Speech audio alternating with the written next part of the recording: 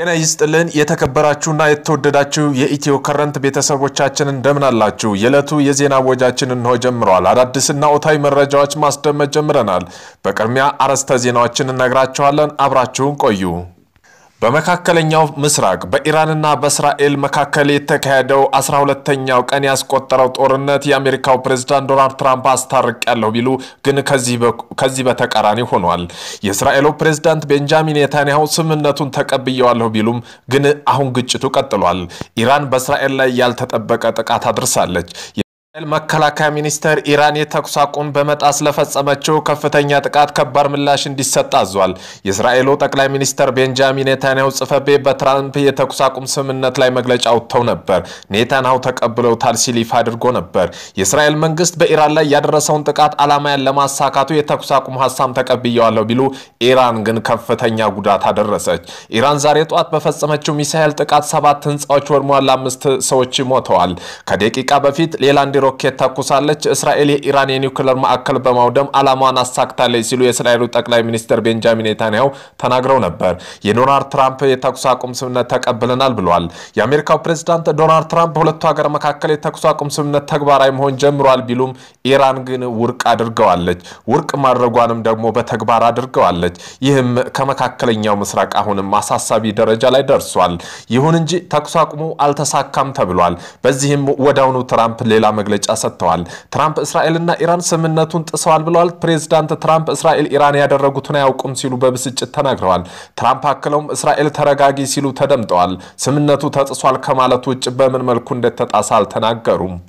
ከዚሁም ጋር ተያይዞ ትራምፕ መለሳሉና በሌላ በኩል የአሜሪካው ፕሬዝዳንት ዶናልድ ትራምፕ እስራኤል በኢራን ላይ ጥቃት መፈጸም የለባትም በማለት ማስጠንቀቂያ አስተላልፈዋል። ፕሬዝዳንቱ እስራኤል እነዚያን ቦምቦች አትጣይ፣ በጥቃቱ የምትጥይ ከሆነ ከፍተኛ ጥሰት ነው፣ የጦር አውሮፕላኑን አብራሪዎችሽን አሁን ወደ ቤትሽ መልሽ ብለዋል። ይህም የፕሬዝዳንቱ ማስጠንቀቂያ የመጣ እስከዛሬ ጧት ጀምሮ ተግባራዊ የሚሆን የተኩስ አቁም በኢራንና በእስራኤል መካከል መደረጉን ካስታወቁ በኋላ ነው። እስራኤል በትራምፕ ሐሳብ መስማማቷን ስታሳውቅ ኢራን ደግሞ ጥቃት ቆም ከሆነ እስራኤል ካቆመች ብቻ ነው ብላለች። ፕሬዝዳንት ዶናልድ ትራምፕ ሁለቱን ካስማሙ በኋላ ምን ተፈጥሮ ነው? የኢራን መገናኛ ብዙሃን በሰሜን ኢራን ፍንዳታ መሰማታቸውን ተከስቶ ተኩስ አቁም ተጥሷል አሉ። በኢራንና በእስራኤል መካከል የተኩስ አቁም መደረጉ ቢነገርም በሰሜን ኢራን ማዛንድራን ግዛት ውስጥ ፍንዳታ መሰማታቸውን ነዋሪዎች ተናግረዋል። ለኢራን እስላማዊ አብዮታዊ ዘብ ጓድ ቅርብ የሆኑት ፋርስ የተባለ ዜና ወኪል እንዳለው ከሆነ ከዋና ከተማይቱ ቴህራን በስተሰሜን ማዛንድራን ግዛት ውስጥ የምትገኘው ባልቦሳር ከተማ ውስጥ ፍንዳታ ተሰምቷል። ይህ በእንዲህ እንዳለ በከፊል መንግስታዊ የሆኑ መርህና ኢስና የተባሉ የዜና ወኪሎች በሰሜኗ ግዛት ውስጥ የሚገኙ የተለያዩ ስፍራዎች ፍንዳታ መከሰታቸውን የአየር መከላከያ መሳሪያዎች ተኩስ መሰማቱን በመጥቀስ የተኩስ አቁም ስምምነት ተጥሷል ብለዋል።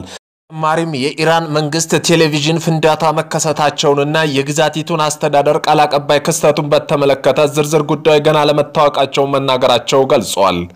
ፕሬዝዳንት ዶናልድ ትራምፕ የሰሩት ስራ ብላሽ የሆነባቸው እስራኤልና ኢራን ዘላቂ የተኩስ አቁም ለማድረግ መስማማታቸውን አሳውቀው ነበር። በሚቀጥሉት 24 ሰዓት ውስጥ ጦርነት ያበቃል ብለው ነበር።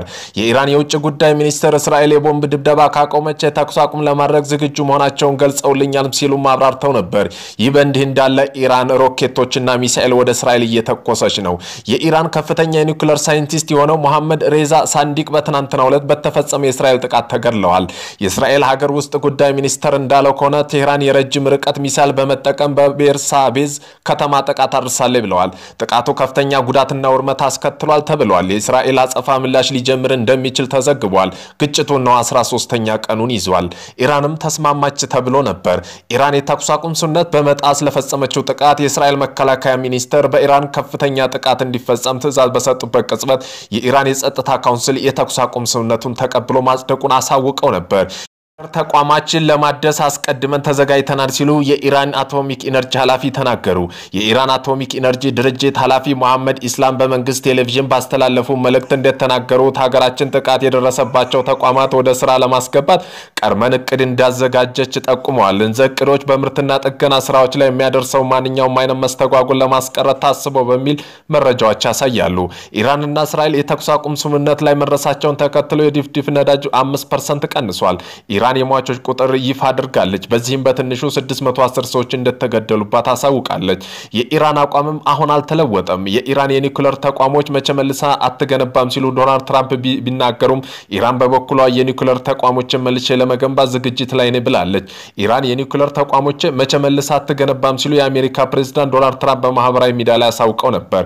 ኢራን አሜሪካ ጥቃት ከሰነዘረችባት በኋላ የኒኩለር ተቋሞችን ለማደስ ቅድመ ዝግጅት ላይ መሆኗን ገልጻለች። የኢራን አቶሚክ ኢነርጂ ድርጅት ኃላፊ መሐመድ ኢስላም በመንግስት ቴሌቪዥን ባስተላለፉ መልእክት እንደተናገሩት ሀገራቸው ጥቃት የደረሰባቸው ተቋማት ወደ ስራ ለማስገባት ቀድመን እቅድ እንዳዘጋጀ ቢጠቁሙም ትራምፕ በዛሬው ዕለት በማህበራዊ ገጻቸው ላይ ኢራን የኒኩለር ተቋም መቼ መልሳ አትገነባም ብለዋል። ይህን ሲል አናዶል ዘግቧል።